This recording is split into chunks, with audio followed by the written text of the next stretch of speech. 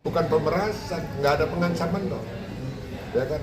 Dan permintaan anaknya si Reja, ibunya agar mengakuin jangan lewat media, ngakuin datang.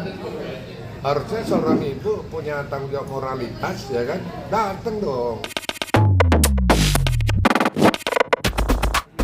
Oke, Pak, lagi rame nih pemberitaan soal salah satu artis kita Denada yang tidak mengakui anaknya lagi.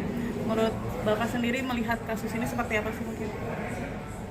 Denada, ya, seorang ibu sudah mengakui anaknya. Sekarang, bukan nggak mengakui. sebelumnya tidak mengakui. Sebelumnya, sekarang sudah mengakui.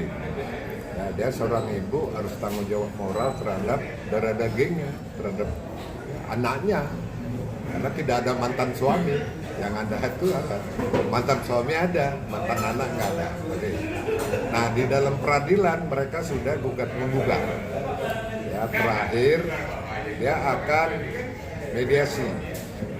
Dan ini sudah lawyer dengan lawyer sudah ada mediasi. Cuman tuntutan anaknya itu 7 miliar. Apakah sejak lahir sampai sekarang itu tuntutnya kumulatif? Karena anaknya sudah 24 tahun.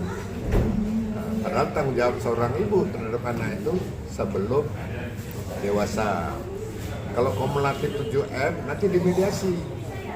Apakah benar 7M atau ada pengurangan? Ini sedang di peradilan.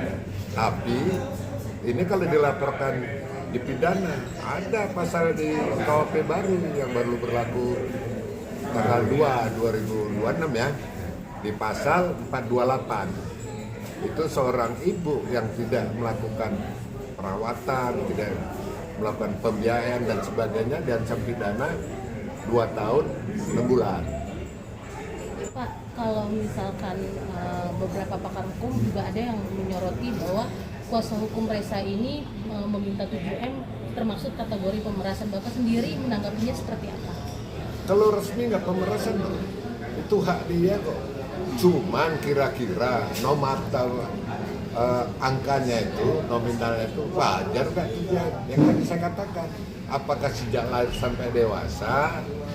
Tinggal buktikan aja. Itu ada perinciannya dong. Ya mau makan, uang sekolah dan sebagainya, tempat tinggal, ada kriteria itu. Bukan pemerasan, nggak ada pengancaman dong. Ya kan? Dan permintaan anaknya si Reja, ibunya agar mengakuin jangan lewat media, ngakuin datang. Harusnya seorang ibu punya tanggung jawab moralitas, ya kan? Datang dong, ya itu anak saya minta maaf, kan gitu kan?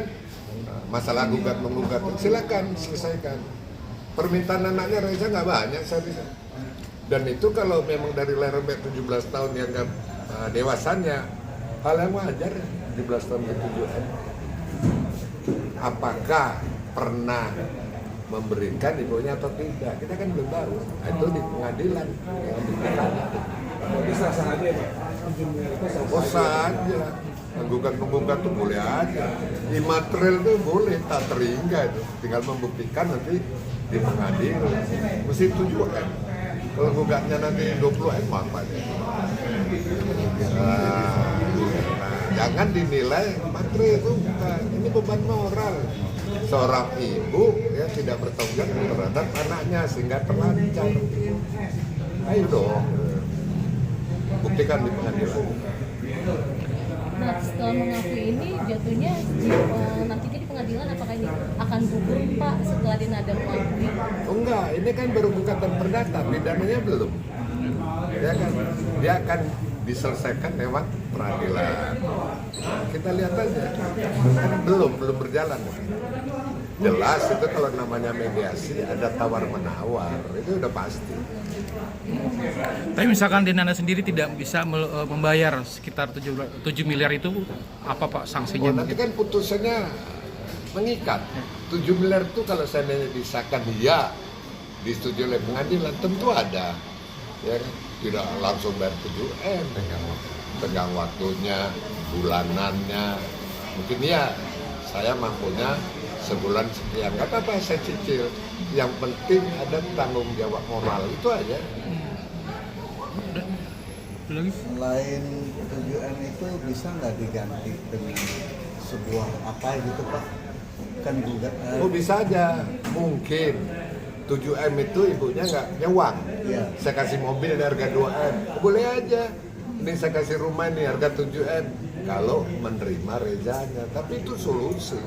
Bisa aja, jangan dogmatis terus, jangan. Namanya gangguan tentu ada solusinya. Kalau pertimbangan hakim nanti akan dimediasi, tentu ada. Dan hakim mediasi tidak sama dengan hakim yang menyidangkan. Itu beda hakim lagi. Hakim mediasi itu tunggal. Tanya kedua belah pihak, bagaimana pihak Reza ngomong, bagaimana ya ibunya dan ada ngomong, apa itu?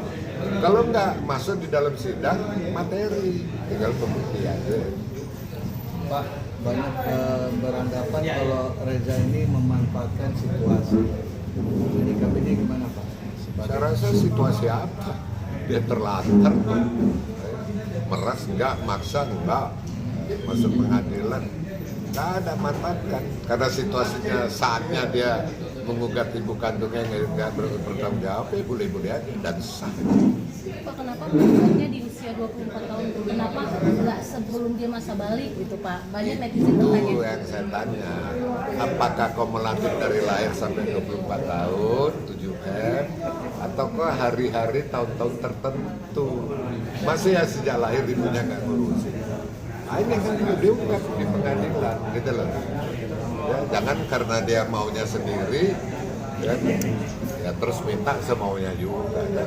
Pakai rasio juga lah. Apalagi kan dia sudah kerja kan, udah punya gaji lah. Kalau memang susah selamanya nggak tahu. Terus netizen juga menduga kira bahwa Reza ini ada yang setir Pak, karena setelah Emilia Contessa meninggal, uang yang dikirimkan oleh Emilia artinya kan stop gitu Pak. Gimana Pak tanggapannya? Ada yang menyetir mobil, nggak ada lah. Ya proses hukum jalankan melalui perdata maupun pidana. Kita percayakan pada hukum aja. Nggak ada nyetir mobil. Langkah selanjutnya buat si Reza apa Pak? Kenapa? Langkah selanjutnya buat Reza.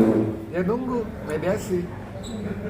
Reza harus datang ya, didampingin kuasa hukumnya, ibunya Denadeva datang, dikuasai ya didampingin ya kuasa hukum. Baru keren. Ya gimana Ketua Podar Kamtimas Mas Agenanda dia menyikapin ribut-ributnya seorang ibu dan anak? Ya, sebelum saya bicara masalah materinya, bahwa Kopdar Kamtibmas adalah mitra Polri yang selalu menjunjung tinggi supremasi hukum. Dan ini masalah Reza ini sudah masuk ke ranah hukum. Jadi kita tunggu, semoga dalam tahapan negosiasi mereka berdua sudah ketemu jalan keluarnya sehingga tidak berlanjut ke pengadilan. Namun kalau berlanjut pun, ya seperti tadi Pak Sis katakan, tidak ada yang namanya bekas anak. Jadi semua harus dipertanggungjawabkan. Dan yang paling penting untuk saya, ini merupakan pelajaran bagi ibu-ibu yang ada di kita ini, janganlah melantarkan anak, karena mereka juga bagian dari masa depan Indonesia. Jadi itu konsekuensinya, apapun dengan cara apapun, apakah dia menikah secara resmi atau tidak resmi, tapi kalau sudah dia mengandung dan melahirkan anak menjadi satu-satunya yang harus dijaga, dirawat, dibesarkan. Karena dengan anak-anak ini adalah merupakan pemimpin-pemimpin bangsa masa depan.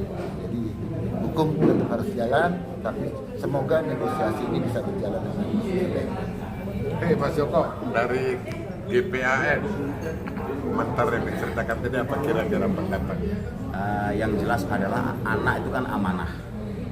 Siapapun orang tua yang memang harus punya tanggung jawab, dari mulai melahirkan, menyusui, memberikan pendidikan kepada anak dan lain sebagainya sampai kelak.